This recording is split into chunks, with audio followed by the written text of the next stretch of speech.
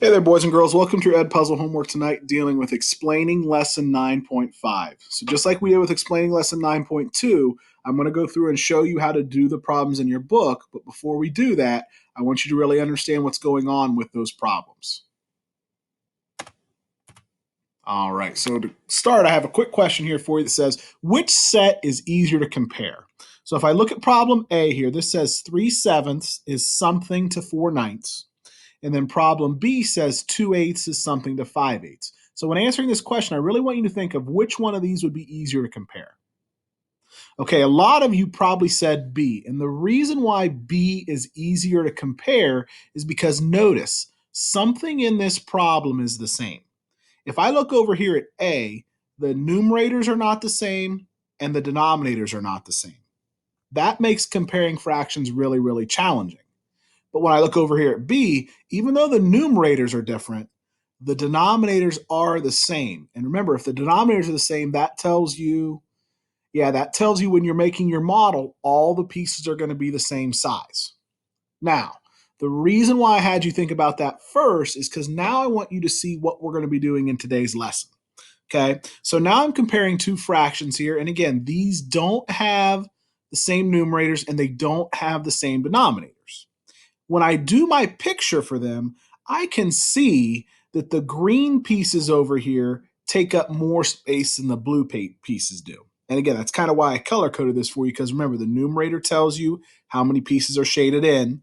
The denominator tells you how many pieces it takes to make a whole. So here we can see we have 5 green pieces shaded in, but it would take you 8 red pieces to make the whole thing. But what you're going to run into sometimes is you're not always going to have a model to help you solve the problem. Okay, so now you're going to be expected to solve this still, but you don't have the model to do it. Okay, and kind of like we just said back on that last slide, it's easier to compare fractions when the pieces are the same size. Okay, and lesson 9.5 is talking about fractions with related denominators. Okay, so if you think about what the word related means, that means they're very similar or they all kind of go together in some manner or some way. So when I look here at this denominator that's a 4 and this denominator that's an 8, what I can do is I can change one of those to match the other one. I can change this 4 into an 8 by doing some math. Okay, now I'm going to go back here to my picture to kind of help explain it. So here I've got 1/4 colored in. If I want to make these pieces over here the same size as these pieces over here, I've got to do something to those fourths. Okay, and let's think, if I'm trying to turn fourths into eighths, what I really need to do is I need to double them. So if I'm looking at my model here, if I go through and double all of my pieces, notice what I did to that first blue piece. I doubled it. I took one piece and I broke it into 2. So that would really be like doing 1 times 2, wouldn't it? But I'm going to break all the other ones in this model as well. Because if you notice when I do that, doesn't that turn this model into the same size pieces that are in this model? Yeah, and now I can really compare these pretty easy because here I've got 2 blue pieces colored in, and over here I've got 5 green pieces colored in, and all the pieces are the same size now because I changed this denominator from a 4 into an 8. And the way I did that was, like I said, I multiplied everything by 2. I multiplied all the pieces that would be in this whole by 2, but that also means whatever I do to the bottom, I'm going to also do to the top. So I'm going to also multiply that piece by 2 as well. And notice when I go back and kind of show you that again here, when I get rid of that red line, notice this is what I started with. It was 1/4. But if I go through and double everything, if I go through and double that blue piece, so now I don't have 1 blue piece, now I have 2. And if I double all those other pieces that would be in the whole, now my models match, don't they? Now my pieces are the same size because really what I'm looking at is I'm not looking at 1/4 anymore. Now I'm looking at 2/8. And like we said on this last slide, it's easier to compare things when those bottom numbers are the same. Isn't 2 pieces that are the 8th size versus 5 pieces that are the 8th size, isn't that a lot easier to compare? Yeah, because your pieces are the same size now. You're going to know that 5/8 is bigger than 2/8. So if 5/8 is bigger than 2/8, 5/8 is also bigger than 1/4, isn't it? Because 2/8 and 1/4, notice that's the exact same picture, isn't it? Those are equivalent fractions because the only thing I'm doing is changing the number of pieces that I have. Okay?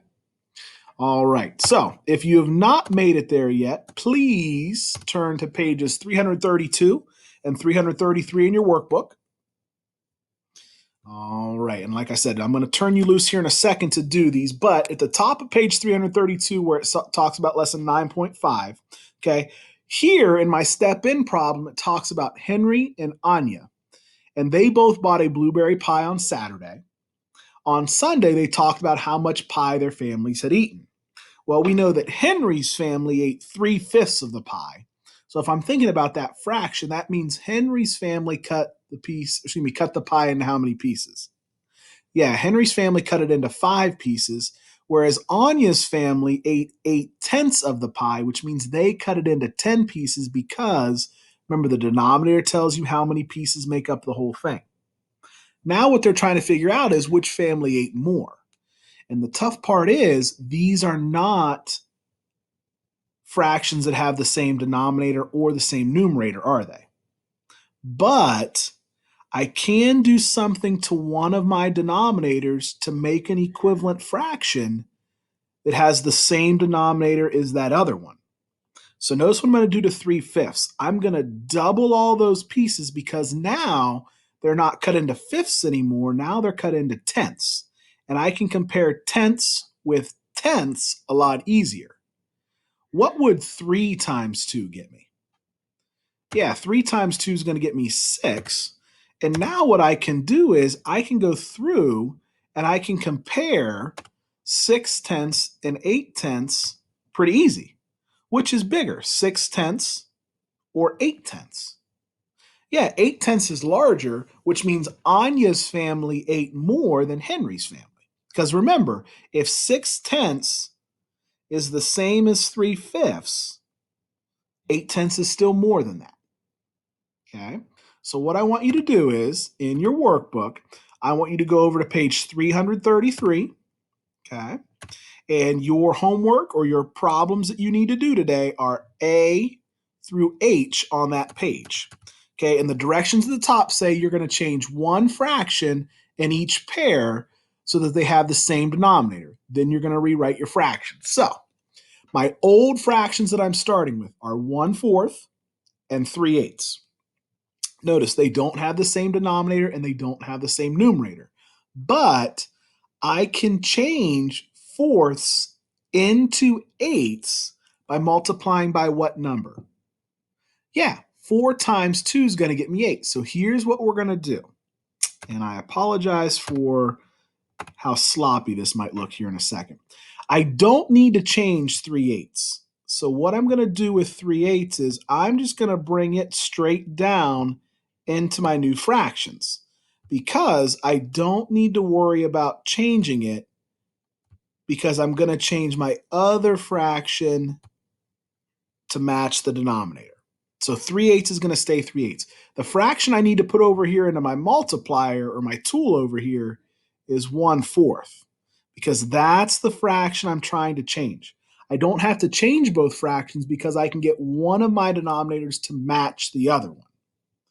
So like we said, I'm trying to get fourths to turn into eighths because that's my denominator that I said it would match with.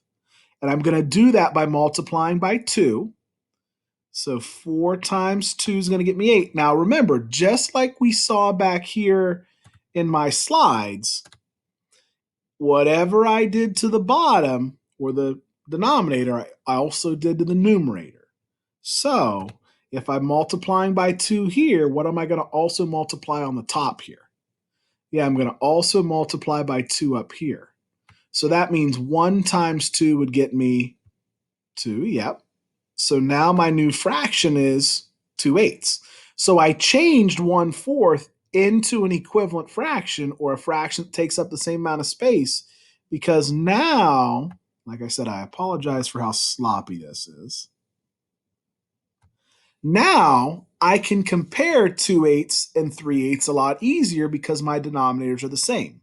So that's why we are practicing creating equivalent fractions, because when I make something that takes up the same amount of space, now I can compare these two a lot easier. Which one of those is bigger, 2/8 or 3/8? Yeah, 3/8 is bigger because you know all the pieces are the same size, and over here you've got more of them. Okay, so I want you to go through and I want you to try to solve the rest of those on your own. Do your best on those. Have a good night. Make smart choices.